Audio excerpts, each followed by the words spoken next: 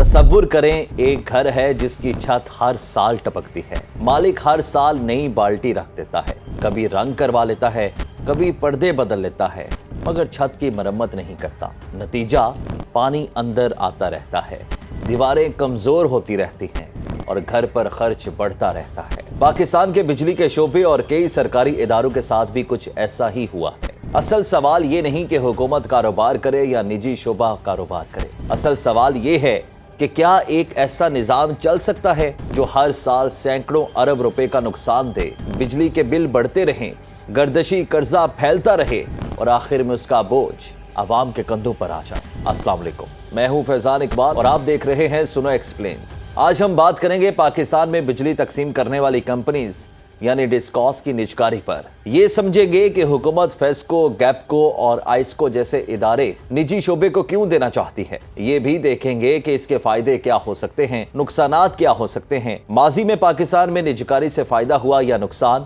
IMF کا اس معاملے پر کیا موقف ہو سکتا ہے، اور سب سے اہم سوال، کیا صرف نجکاری سے پاکستان کا توانائی بحران ختم ہو جائے گا؟ سب سے پہلے مسئلہ سمجھتے ہیں۔ پاکستان میں بہت سے سرکاری ادارے سال ہر سال خسارے میں چل رہے ہیں، یعنی وہ کماتے کم ہیں اور خرچ زیادہ کرتے ہیں۔ جب یہ ادارے نقصان کرتے ہیں تو یہ نقصان ہوا میں غائب نہیں ہوتا، آخر میں حکومت کو پیسے دینے پڑتے ہیں۔ اور حکومت کے پیسے کہاں سے آتے ہیں؟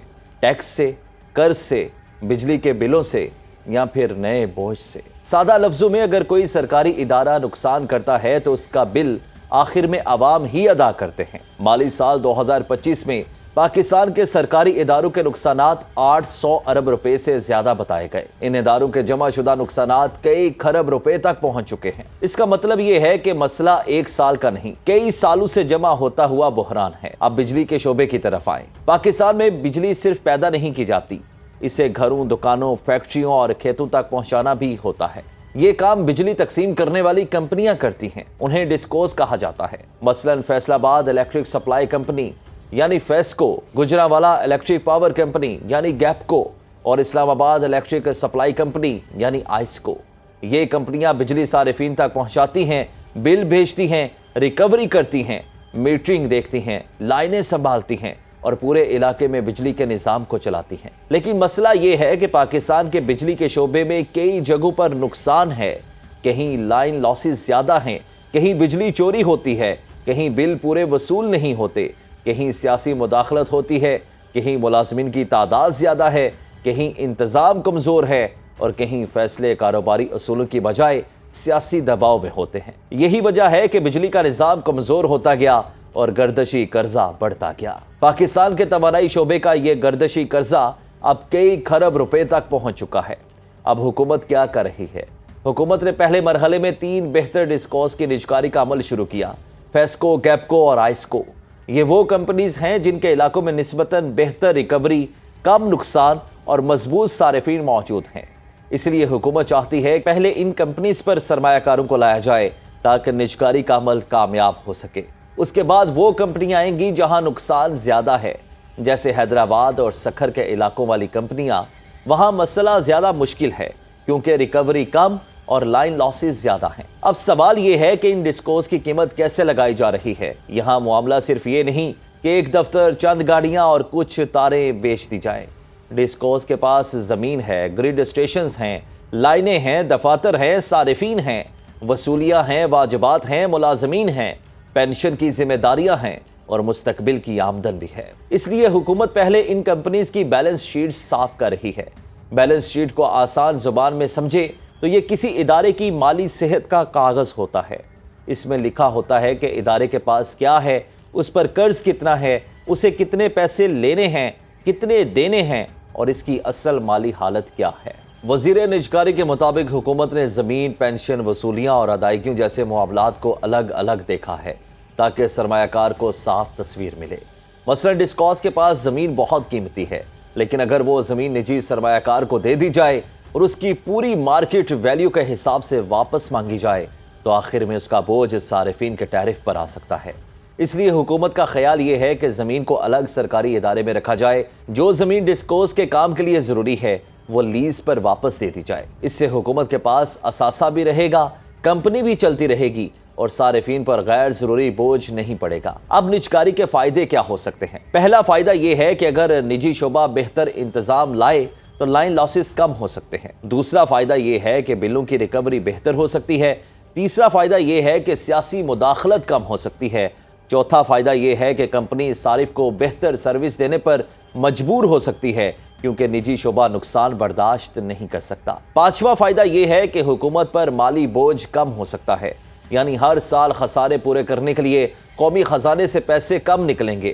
چھٹا فائدہ یہ ہو سکتا ہے کہ سرمایہ کار بجلی کے نظام میں نئی ٹیکنالوجی لائیں، جیسے بہتر metering, digital billing, smart grid, solarisation, battery storage اور بہتر صارف سروس۔ لیکن تصویر کا دوسرا رخ بھی ہے۔ نجکاری کے نقصانات یا خطرات بھی ہو سکتے ہیں۔ سب سے بڑا خطرہ، نجی مالک منافع کے لیے صارف پر بوجھ ڈالنے کی کوشش کرے۔ اگر نگرانی مضبوط نہ ہو تو بل بڑھ سکتے ہیں یا سروس مہنگی ہو سکتی ہے۔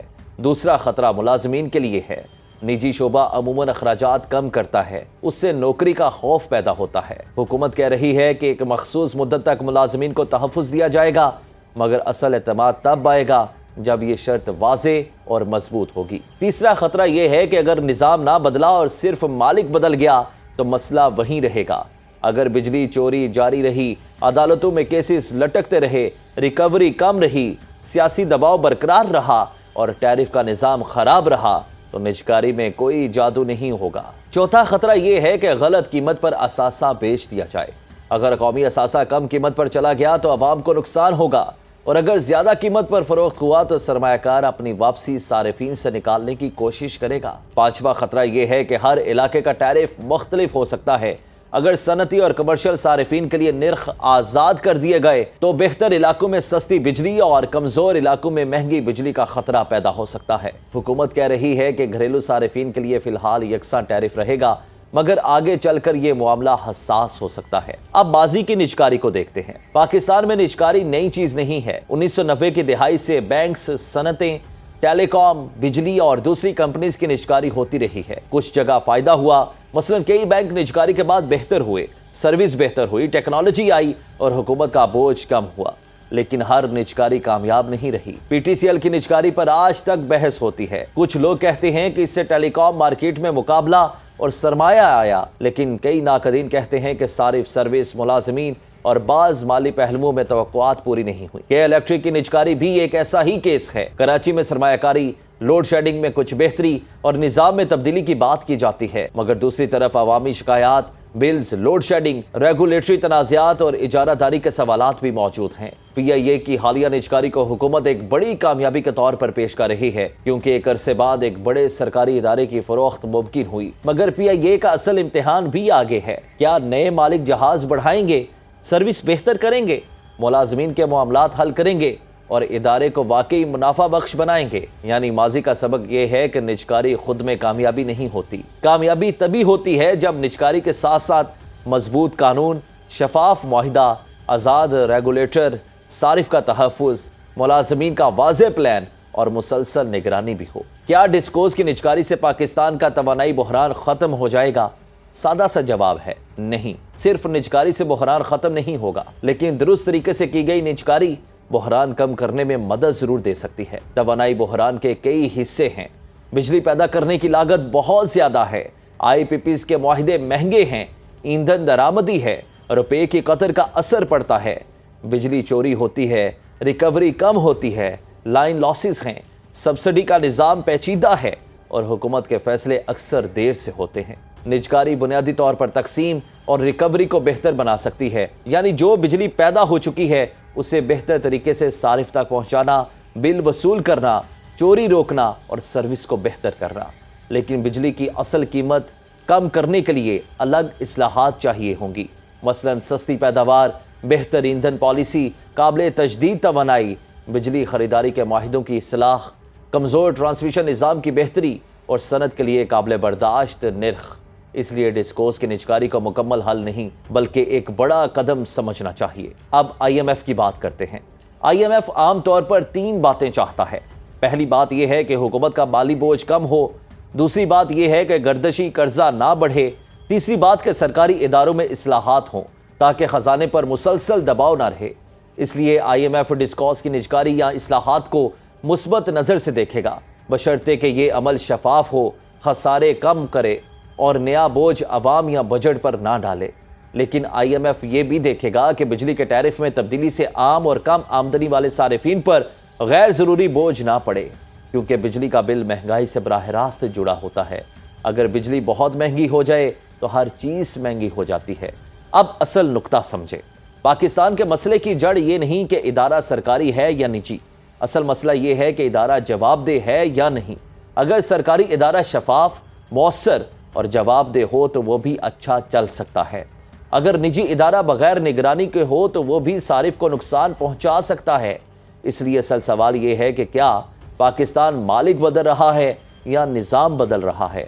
اور اگر صرف بورڈ پر نام بدل گیا مگر بجلی چوری وہی رہی، ریکوری وہی رہی، سیاسی مداخلت وہیں پر رہی، ریگولیٹر کمزور رہا اور صارف بے بس رہا تو نجکاری بھی ناکام ہو سکتی ہے۔ لیکن اگر اس کے ساتھ سخت احتساب، بہتر میٹرنگ، شفاف ٹیرف، ملازمین کا واضح پلان، صارف کے حقوق، سرمایہ کاری اور آزاد نگرانی آئی تو یہ قدم پاکستان کے بجلی شعبے کو بہتر بنا سکتا ہے۔ آخر میں بات اتنی ہے، پاکستان کے پاس اب وقت کم ہے۔ سرکاری اداروں کے خسارے، گردشی قرضہ، مہنگی بجلی، کمزور ریکوری اور مالی دباؤ ایک ساتھ بڑھ رہے ہیں۔ حکومت کہہ رہی ہے کہ نجکاری حل ہے، ماہرین کہتے ہیں کہ نجکاری حل کا حصہ ہو سکتی ہے مگر مکمل علاج نہیں۔ اصل علاج نظام کی اصلاح، کیونکہ اگر پانی ٹپکنے والی چھت کی مرمت نہ کی جائے تو صرف بالٹی بدلنے سے گھر نہیں بچتا۔ پاکستان کے توانائی شعبے میں بھی یہی سوال ہے، کیا ہم صرف بالٹی بدل رہے ہیں یا واقعی چھت ٹھیک کر رہے ہیں؟ مزید ویڈیوز کے لیے اس چینل کو سبسکرائب کر لیجیے گا۔ شکریہ۔